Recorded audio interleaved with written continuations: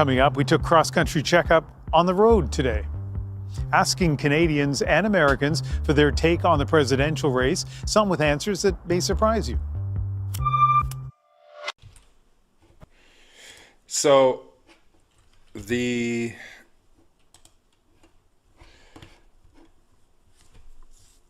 overall manipulation of elections historically comes down to polling, right?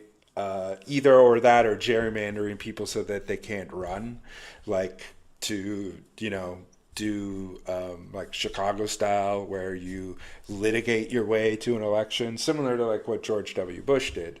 But like a lot of political manipulation is done through polling, and there's a long history of this. The origins of this tactic trace back to like early electoral processes in the early 20th century, when polling became like a tool for influencing public opinion rather than neutral measurement. Polling's use in shaping rather than merely reflecting public sentiment began with the rise of modern media. By the 1960s, Gallup polls, originally were designed to gauge public opinion, started to be seen as a way to direct political campaigns and even voter behavior. You fast forward to the late 20th century, polling has played, a key role in elections, particularly in neoliberal capitalist democracies. Chomsky has even pointed out, like, polling in such societies often serves as a way to manage public opinion, where voters are more likely to cast their ballots against someone they oppose rather than in favor of someone they support. And this trend becomes more evident in the late 20th century as media outlets like CNN and Fox News turned polling data into headline content, as we've seen even more. We move into the 21st century, the manipulation of polls has evolved exponentially.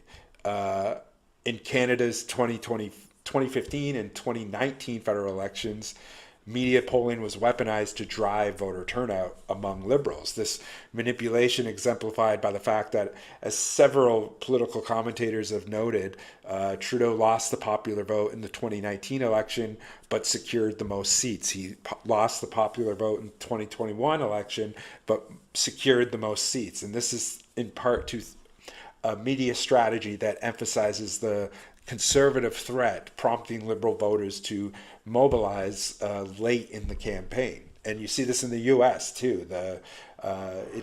It's works in the opposite way. We saw in the 2016 election, right?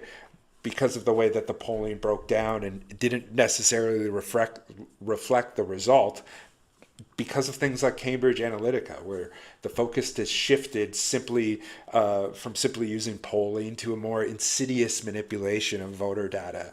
The guy, Christopher Wylie, which, to note, a former Liberal Party staffer in Canada, he championed, these methods used by Cambridge Analytica and claimed them to be about micro-targeting voters, which would help, further blur the line between polling as a democratic tool and polling as a means of controlling and manipulating public opinion.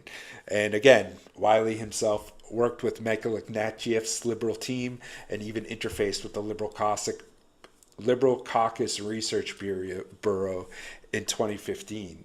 And so, the manipulation of polling is not only confined to voter targeting, but also to it's extended to public messaging. We've seen it in France with Emmanuel Macron. He's employed, polling to make themselves appear more centrist by externalizing the extremist opposition, right? It's more of that Pied Piper strategy.